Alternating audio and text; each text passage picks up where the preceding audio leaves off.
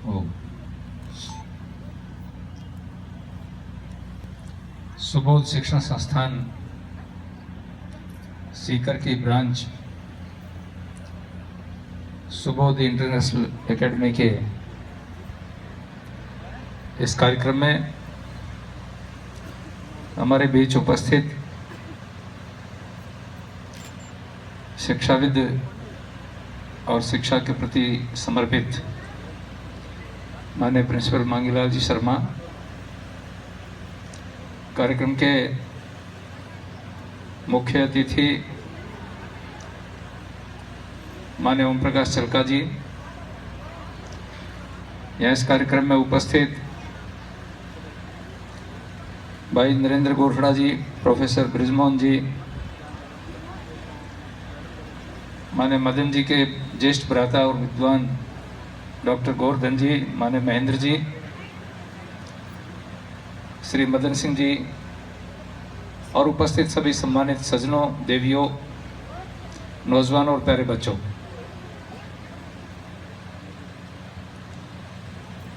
माननीय मदन जी शिक्षा के प्रति समर्पित और भावुक व्यक्तित्व हैं। यहाँ सीकर जिला शिक्षा के क्षेत्र में अपने आप में एक बड़ी पहचान है, लेकिन शिक्षा के साथ संस्कार कई बार हमें लोगों से सुनने में आता है कि भाई मदन जी कठोर हैं, परंतु आप कुम्हार को देखेंगे, कुम्हार जब घड़े को बनाता है तो ऊपर से उसको पीटता है, लेकिन उसका एक हाथ अंदर होता है।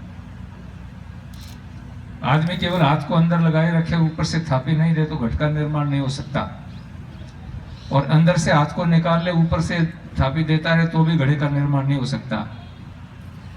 मनुष्य निर्माण की एक विधा हमारे प्राचीन ऋषियों ने बताई है कि कुंभकार जैसे घड़े का निर्माण करता है, माता पिता और आचार्य तीनों को अपनी संतान के लिए ऐसा ही व्यवहार करना चाहिए। और हमारे यहाँ चाणक्य जैसा ऋषि एक बात कहता है, वो कहता है कि लालने श्रेयो दोषः ताड़ेन श्रेयो गुणः, कि अत्यधिक लालन दोष है और अत्यधिक ताड़न भी दोष है। एक उचित मात्रा में हम बच्चे को अनुशासन में रखेंगे, उसका निर्माण होगा, और एक सीमित मात्रा में बच्चे का लालन पालन करेंगे तो उसका निर्माण होगा। ऐसा ही एक वातावरण माननीय मदन जी की संस्था में मिलता है। मैं कई बार, क्योंकि काफी लंबे समय से 97 से इनसे संपर्क में हूं, लंबा समय हो गया, 30 साल का समय हो गया, और इतने 20 साल के समय में मैं इनको देखता हूं कि कब सोते हैं। मैं तो इनकी देवी जी को बहुत आभार व्यक्त करता हूं, धन्यवाद देता हूं, नहीं तो और कोई होती छोड़ देती इसको कि भले आदमी घर में तो टिकता ही नहीं कमी, लेकिन उनकी तप इनसे कम नहीं है। यानी कोई खाना नहीं, कोई समय पर सोना नहीं, समय पर आना नहीं, समय पर जाना नहीं, ऐसा व्यक्ति, और 24 घंटे एक लगन रहती है, मन में एक भाव रहता है कि मुझे परोपकार और परहित के काम करने हैं। यहाँ चाहे प्याऊ की दृष्टि से हो, चाहे किसी गरीब की कन्या की बेटी की शादी हो, कहीं पीड़ित को सहायता की बात हो, और कोई काम हो, उसमें आप हमेशा समुद्रित रहते हैं। और सबसे बड़ा पवित्र काम जो शिक्षा के क्षेत्र में आप कर रहे हैं, वो मैं कई बार कहा करता हूं कि फौज का बिगड़ा हुआ आदमी कहीं सुधरता नहीं है, और सीकर के सारे स्कूलों के बिगड़े हुए बच्चे कहीं नहीं सुधरते, लेकिन मदन जी के पास वो खूटी है कि रिजेक्ट माल को भी ये उसको सोना बना देते हैं। उसका एक कारण है कि समर्पित भाव से जो व्यक्ति जुटता है, आपके यहाँ पढ़े हुए विद्यार्थी मेरे को स्थान स्थान पर मिलते हैं, और उस समय तो उनको बहुत अखरता है, बहुत बुरा लगता है कि मदन जी सर हमें प्रताड़ित करते हैं, हमें दंडित करते हैं, लेकिन यहाँ से निकलने के बाद जब सामाजिक क्षेत्र में और कार्य क्षेत्र में आते हैं तब वो स्मरण करते हैं कि मदन जी ने हमें जिस कसौटी पर परखा है, आज हम किसी फील्ड में काम करते हैं हम वहां किसी से पीछे नहीं रह पाते हैं। आप देखते हैं यहाँ बहुत सारे इंजीनियर भी बैठे होंगे, सड़कें बनती हैं तो कितने लोड की गाड़ियां उसके ऊपर जाएंगी, उतना ही प्रेशर उस पर दिया जाता है, उतना मटेरियल उसमें दिया जाता है। कम प्रेशर की सड़क होगी तो थोड़ा सा दबाव पड़ा नहीं, वो सड़क फट जाती है। आप इसलिए देखते हैं छोटी सड़कों के ऊपर हेवी लोड की गाड़ियां जब चली जाती हैं तो सड़कें फट जाती हैं। तो आज हम कई बार ये सोचते हैं कि हमारे बच्चों को क्यों प्रेस किया जा रहा है, हमारे बच्चों पर क्यों अनुशासन डाला जा रहा है। जब तक हम उन बच्चों को अनुशासित नहीं करेंगे तब तक वो आगे वाले जीवन में, भविष्य के जीवन में कभी निर्माण उनका नहीं हो पाएगा। मदन जी ने एक नया प्रयास प्रारंभ किया है इस एकेडमी के माध्यम से, आंग्ल भाषा अंग्रेजी के माध्यम से बच्चों को पढ़ाना। एक बात से तो मैं कई बार सहमत नहीं होता हूं कि अंग्रेजी अंतर्राष्ट्रीय भाषा है, ये एक जुमला बना दिया हमने। अंतर्राष्ट्रीय भाषा तो नहीं है, लेकिन दूसरे देशों में इससे काम चल जाता है, संवाद की भाषा में कह सकता हूं। बहुत सारे देश हैं, मुझे बहुत सारे देशों में जाने का मौका मिला है। आप जर्मन में जाएंगे तो जर्मन वाले अंग्रेजी से घृणा करते हैं, लेकिन आप कोई बात समझाना चाहेंगे, समझना चाहेंगे तो समझा देंगे। जर्मनी हमें आती नहीं। आप फ्रांस में जाएंगे तो यही स्थिति फ्रेंच लोगों की है, हॉलैंड में जाएंगे तो यही स्थिति हॉलैंड वालों की है। ये जितने देश हैं जो अंग्रेजों के अधीन रहे, उनकी लड़ाई होती रही, कभी डच से लड़ाई हो रही है, कभी फ्रेंच से लड़ाई हो रही है, कभी किसी से लड़ाई हो रही है, कभी उनका आपस में घमासान रहा। बहुत समय के बाद वो लोग इकट्ठे हुए हैं, उन्होंने एक मंच बनाया है, लेकिन उससे पहले आपस में बहुत बड़ा संघर्ष उनका रहता था। इतिहास के विद्वान इस बात को अच्छी तरह जानते हैं, तो वो इस भाषा को भी इतना पसंद नहीं करते हैं।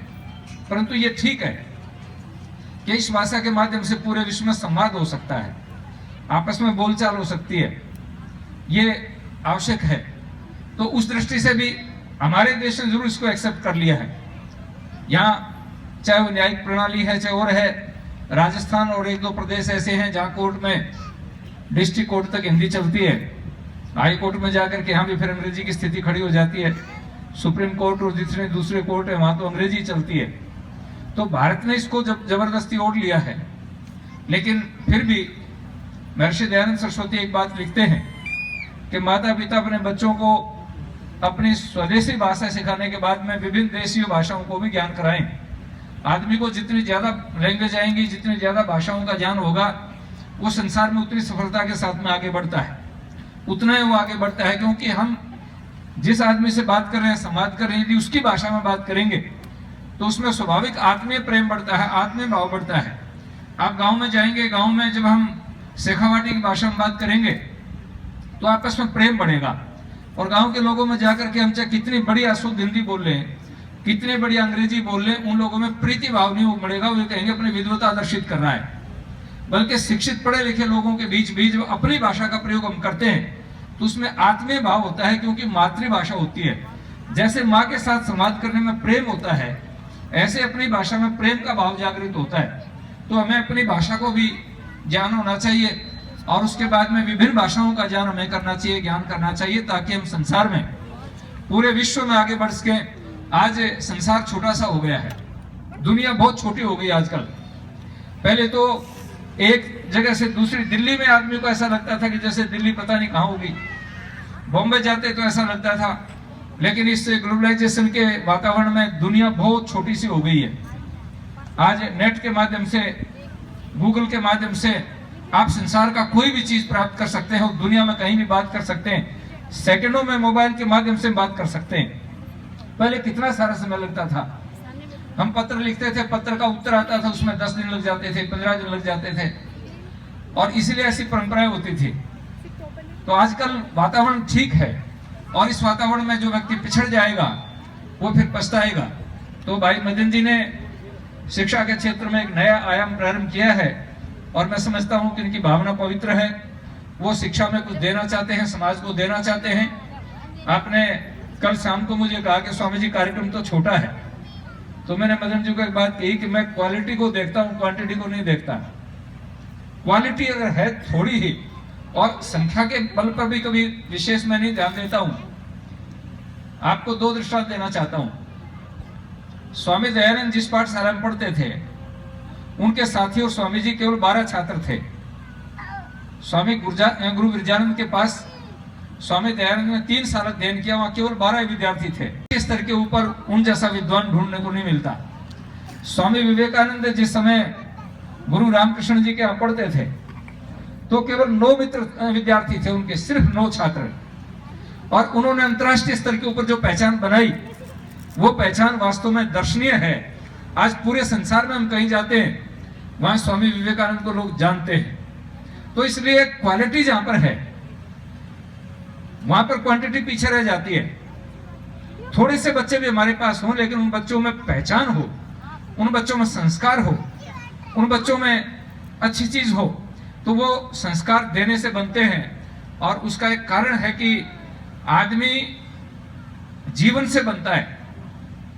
जब हमारा जैसा जीवन होगा उस जीवन को देख करके आदमी बनता है। स्वयं हम प्रातःकाल उठेंगे तो दूसरों पर भी प्रभाव पड़ेगा, स्वयं जैसा बोलेंगे वैसा उन पर प्रभाव पड़ेगा।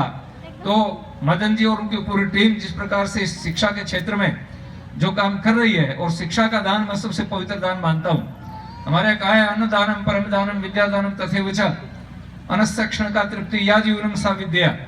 आप अभी मदन जी आपको भोजन कराएंगे तो ये गारंटी नहीं कि सुबह भूख नहीं लगेगी, उठते फिर रोटी मांगेंगे।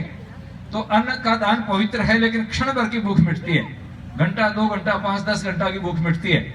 लेकिन विद्या का दान किसी को दे दिया तो कहते हैं या जीवनम सा विद्या, जीवन भर की भूख मिट जाती है विद्या के द्वारा, और कितने सारे लोगों का सहारा बन जाता है वो विद्या के माध्यम से। तो बहुत अच्छा ये प्रयास है, विद्या का दान करते हैं। मैं पुनः भाई मदन जी को बहुत बहुत बधाई साधुवाद देना चाहूंगा, इनके सभी टीम को, पूरी टीम को, इनके शिक्षक बंधुओं को, इनके प्राचार्यों को और सबको, कि शिक्षा के इस यज्ञ में अपनी पवित्र आहुति लगा रहे हैं, लगाते रहें। आज मेरे बहुत सारे कार्यक्रम हैं, इसलिए मदन जी को कहा मैं आऊंगा 15 मिनट के लिए, लेकिन आपके कार्यक्रम में आना जरूरी है। ये कई बार संकोच करते हैं, कार्ड नहीं छपाए, घर में कार्ड नहीं छपते, कभी घर वालों के कार्ड छपते हैं क्या? तो मैं तो इनको कहता हूँ मैं तो आपकी संस्था का एक मान लो, मुझे गार्जियन मान लो, अभिभावक मान लो, परिवार का मेंबर मान लो, ये संस्था अपनी मेरी संस्था है। तो मैं अपने परिवार में आता हूँ, घर में आता हूँ, तो फिर ये नहीं देखते कि हम कितने लोग हैं। वहाँ स्ट्रेंथ नहीं देखी जाती कभी भी, वहाँ तो परिवार का प्यार देखा जाता, स्नेह भाव देखा जाता, और स्नेह की यहाँ पर कोई कमी नहीं है।